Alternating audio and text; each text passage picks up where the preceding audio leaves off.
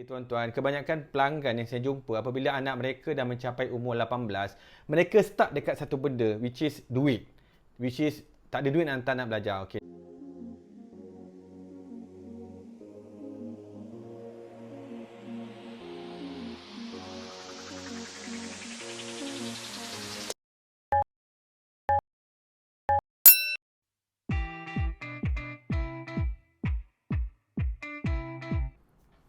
Hi guys, welcome to my YouTube channel. So pada hari ini saya ingin kongsikan bagaimana caranya ibu bapa nak merancang sama ada nak hantar nak belajar di mana, IPTA ataupun IPTS. Stay tune.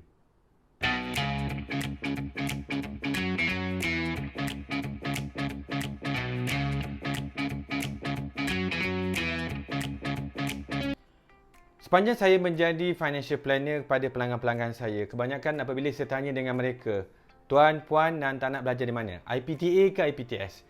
Diorang kata, anak masih lagi kecil, kenapa sekarang ni sibuk nak merancang?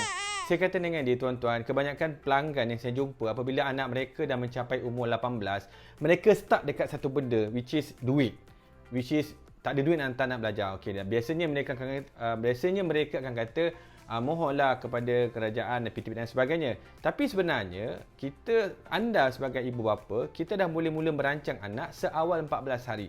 Kenapa tuan-tuan? Kita sebagai ibu dan bapa, kita Alhamdulillah Allah memberikan rezeki anak. It's a time sebenarnya untuk anda dah mula merancang kat mana nak hantar anak belajar di mana. So pada hari ini tuan-tuan, saya akan kongsikan beberapa contoh ataupun bagaimana anda boleh membuat perancangan awal dan bagaimana nak memilih tabungan mana yang sesuai untuk anak anda.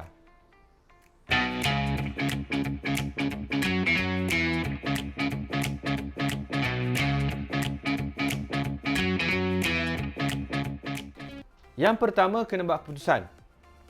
Sama ada nak hantar anak belajar di IPTA ataupun IPTS. So IPTA adalah Institut Pengajian Tinggi Awam, IPTS adalah Institut Pengajian Tinggi Swasta. Okay? So bila awam ni maksudnya kita ada lebih daripada 10 local university which is yang kerajaan punya dan ada beberapa lagi yang di IPTS. Sebagai contohnya macam saya daripada IPTS which is Universiti Multimedia Cyberjaya. So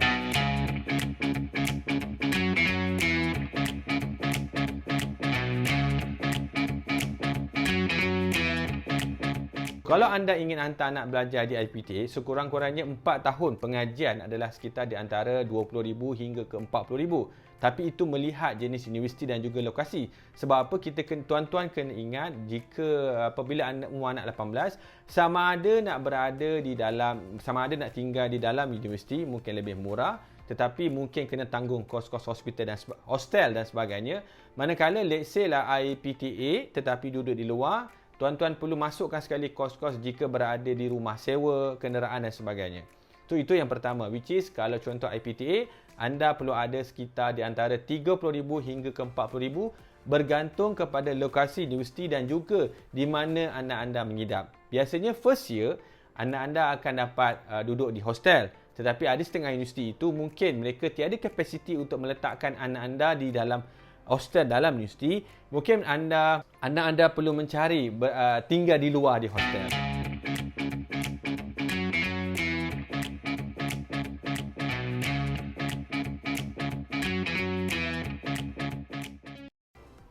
IPTS. Okey, IPTS sebenarnya kos adalah sekitar di antara, boleh saya katakan sekitar di antara RM80,000 hingga ke RM150,000. Itu mengikut jenis pendidikan, jenis fakulti dan juga lokasi. Sebagai contohnya kalau kita kata average kebanyakan universiti di swasta di Kuala Lumpur, di Lembah Kelang ini, boleh saya katakan sekitar 80 hingga ke 150,000. Tetapi melihat jenis kos. Itu belum lagi kalau contohnya private IPTS itu berada di tengah bandar. Of course kebiasaannya hostelnya jauh. So dalam kes ini mungkin kita kena add up kos yang mana kalau kita kata, boleh saya kata mungkin single bedroom sekitar 400 sebulan ataupun satu rumah mungkin sekitar 1,500. So kita fokuskan balik tentang berkaitan pengajian tersebut. So kalau contohnya IPTS, kita ibu bapa perlu allocate sekitar di antara RM80,000 hingga ke RM150,000 di local IPTS. Okay? Manakala jika anda ataupun anda ingin menghantar anak belajar di overseas, contohnya macam Australia ataupun mana-mana universiti yang ada, kita tuan-tuan perlu allocate sekitar 200,000 hingga ke 1 juta.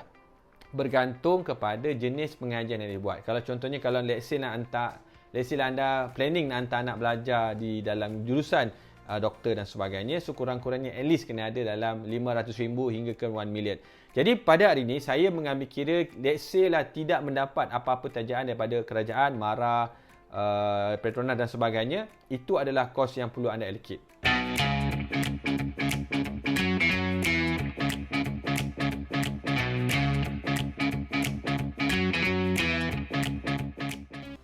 Daripada caruman bulanan sebenarnya, kalau kita ambil kalkulator, let's say lah kita ambil RM200 sebulan bagi IPTA. So kita kalilah 200 sebulan, kita kali dengan 12, kita kali let's say lah umur anak kosong, which is 14 hari lah.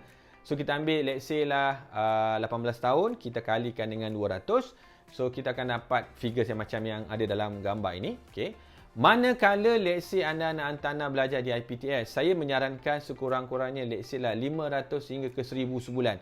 Itu bagi ibu bapa yang mampu lah. Jadi 500 kita kali dengan 12. Lepas tu kita kalikan dengan selama 18 tahun. Sekurang-kurangnya by that time kena ada amount yang perlu ada.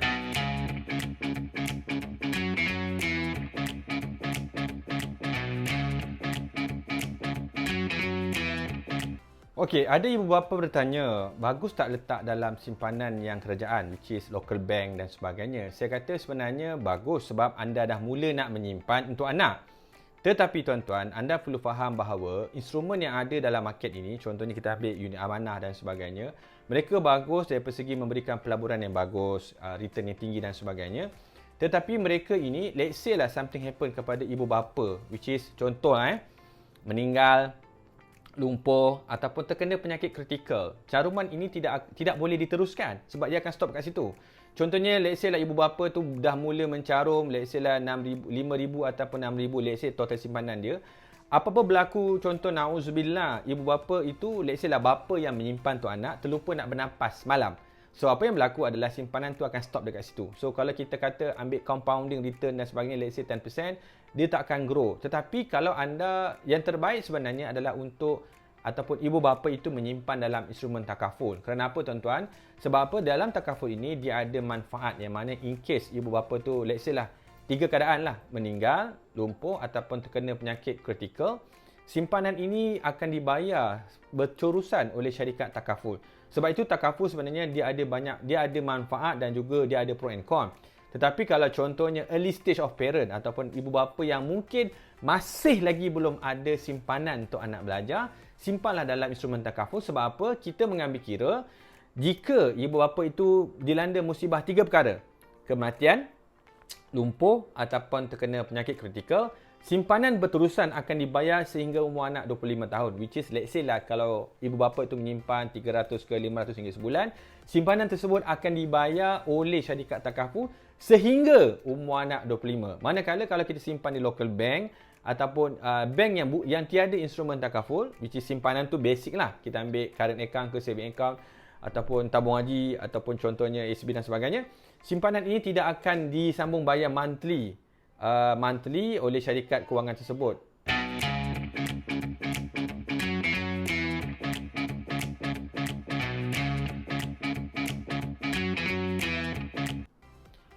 So sekarang kita recap balik. So kesimpulannya, kalau nak hantar anak belajar di IPTA, saya mencadangkan at least simpan RM200 sebulan. Bagi saya terpulang lah. Ibu bapa kata kadang-kadang mungkin 200 terlampau banyak ataupun mahal, tak mampu dan sebagainya, mengikut kemampuan. Tapi kalau contohnya anda memang nak follow saya punya strategi ataupun planning yang biasanya dibuat, kurang-kurangnya RM200 sebulan. Itu yang pertama. Kalau IPTS local, sekurang-kurangnya 500 hingga ke 1000. Manakala overseas, start daripada kalau ada bajet, simpanlah 2,000, 3,000 sebulan. Sebab ada pelanggan saya tanya, nak hantar nak belajar di mana? Dia kata dengan saya nak hantar Australia. Okey, so kita backup kan, kita sediakan kewangan yang cukup sekitar 3,000 sebulan.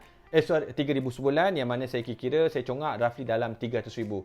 So ibu bapa tersebut mula mengambil simpanan tersebut. Jadi sebenarnya dia mengikut bajet tuan-tuan. Saya bukanlah kata wajib simpan 200, tak. Kalau contoh kemampuan tahun yang pertama macam ni, and then ke depan mula tambah. Sebagai contohnya mungkin, ataupun ada setengah parent ni, dia ada bila musim raya, banyak collection. Why not dapat duit raya terus bayar setahun. Jadi kurang-kurangnya beban ataupun ibu bapa nak menyimpan bulan-bulan tu mungkin tak dapat, tetapi dengan ambil simpanan daripada kutipan raya kalau ada lah kan, ambil dan dam one shot.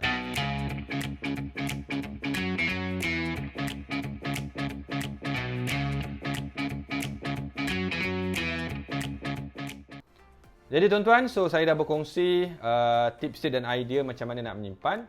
Jadi saya bukanlah saya kata pelaburan yang lain tak bagus, tetapi saya berikan the basic idea. Ibu bapa menyimpanlah.